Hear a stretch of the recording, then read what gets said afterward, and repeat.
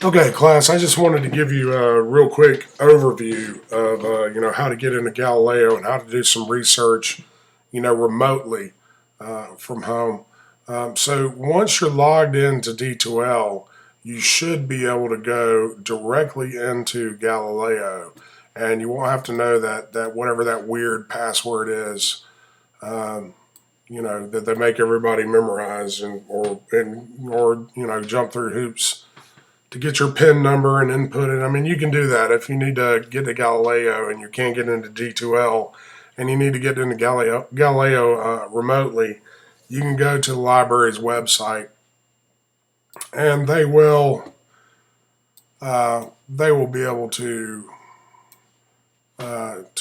list. They'll have a list of instructions that you can find to log in and using some kind of PIN number and your ID number and your password to your email, Gordon, and all that good stuff. But if you just log into D2L, you can go directly in this way.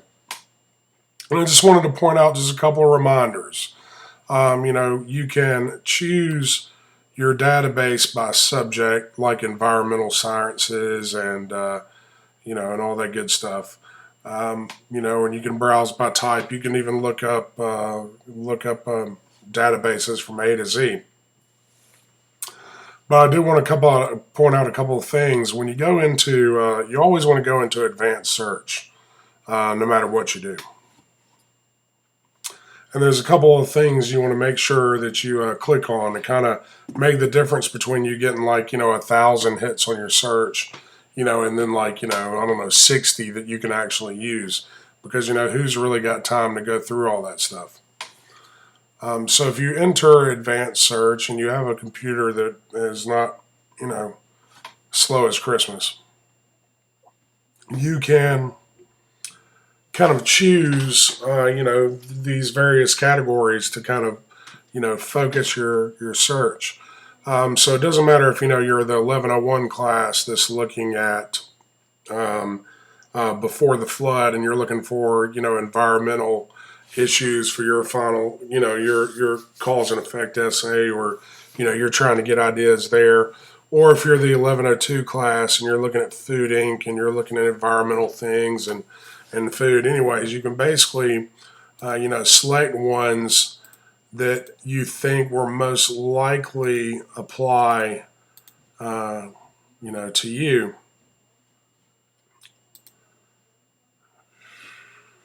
All right, so I'm just thinking about the different things that have to do with what we've been studying this semester with food.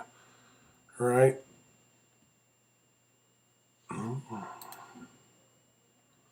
All right. And as you can see, I'm just anything that looks like it has to do with food and our health, and any of the things that we've kind of covered so far this semester. I'm looking at. All right, I'm sure you can see there's kind of a theme building here. All right. All right, now you also want to click on what's called Boolean phrase. Now, what Boolean phrase does, for example, is if you have Boolean phrase, it tells the computer that and or and words like that in your search terms, do certain functions, like combine things together, look for these two words or either one of these. So if you put find all my search terms and you have a V or and in your search box, you're going to get a ton more, hits that you shouldn't get. Also, you're at your home, so you want to click on full text. You want to think about research that's done fairly recently, depending on your topic. I mean, you don't want to go too far back. You want to keep things very, very relevant. So, I would try to stay with within the last 30 years. It just depends on your subject. You may go bigger than that, but that's where you can put in your dates there. All right, and of course, unless you're multilingual, and most Americans, of course, are not, I would consider clicking in English.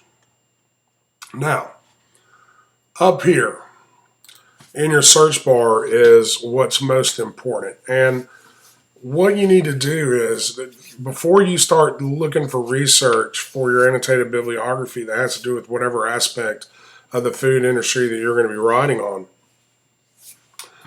you need to do some basic Google searches. Now, you don't ever want to use Wikipedia as a source, but, and you don't want to just pick up stuff, you get from just Googling things without first, verifying that's a credible source. You want to use Galileo in these articles first because they have been, verified and peer reviewed. We know that it's authentic. You don't have to go through the, author credibility, check if you use Galileo here, whether if you pull something off the internet. But if you do just Google and Wikipedia some stuff, you can get some basic search terms.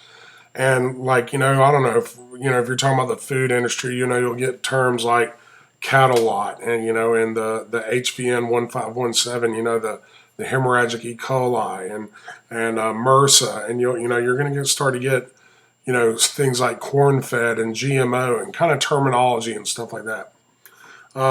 These, kind of key terms and words, just from doing like a basic search is essentially what you want to put in your search bar here. So, for example, if you're doing, feedlot cattle and you're talking about, feedlot cattle and the damage it has to the environment, you might Google feedlot and cattle lots and stuff like that and find out some stuff like they have a problem with waste overflow, and when it rains, you have what's called, runoff, and that's getting in rivers and affecting river health. So let's say we're looking for an article on that. Let's just put in cattle lot, and let's put in runoff.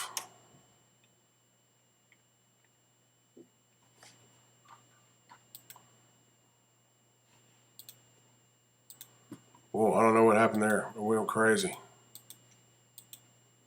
There we go. Cattle lot runoff.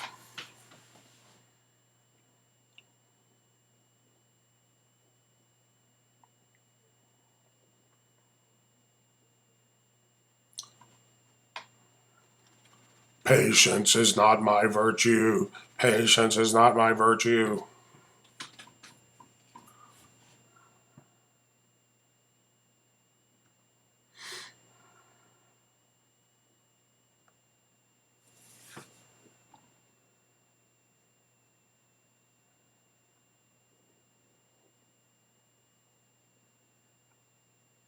All right. Now, you might not be really, really, really successful every time. Right now, we're getting full ebooks. We're not necessarily getting to articles. All right. So one of the things we could do and refine in our search is to limit it down to scholarly journals. Okay. So let's do that.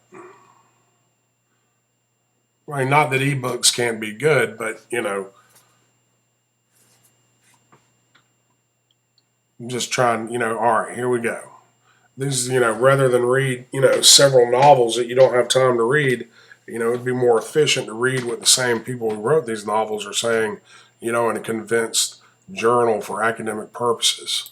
All right, so rather than just click on one with left click, right click and open in a new tab.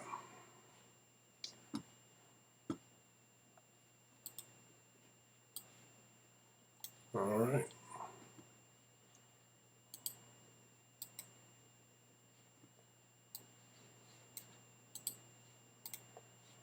All right, there we go.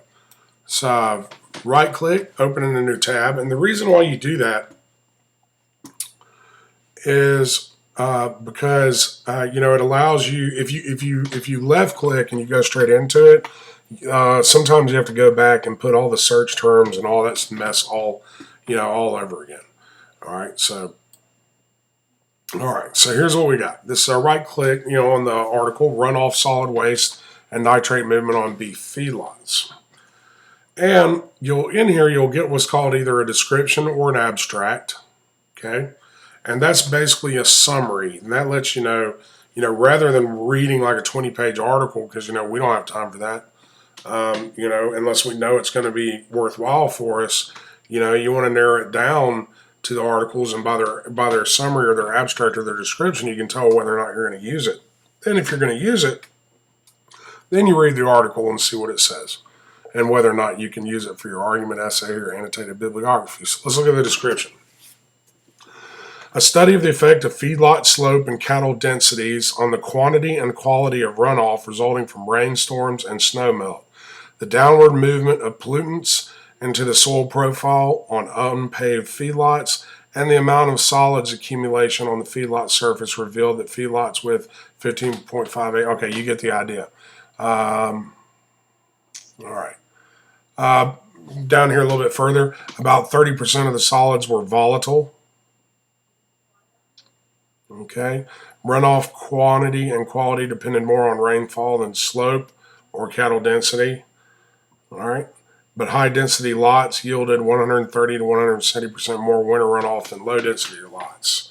So again, if you're arguing for, better feedlot practices that would reduce pollution, that would be one of the ones to do there.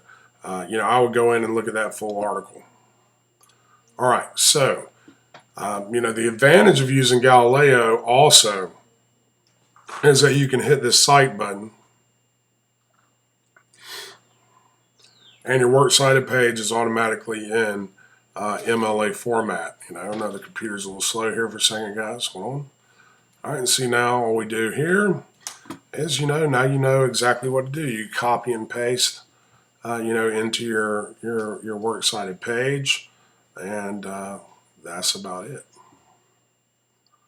All right, so like I said, the key is putting those exact search terms in.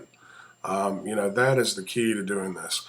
And you come about those search terms by, having read the novel that we had in class and watching the video. And if you don't get it from there, you're going to have to poke around in Google and Wikipedia, because you probably weren't paying much attention. So, hopefully you already have an idea of the search terms, and you'll be able to do your research and find your 8 articles that you're going to use for whatever argument you're making for your final exam essay. So good luck, and email me if you need anything.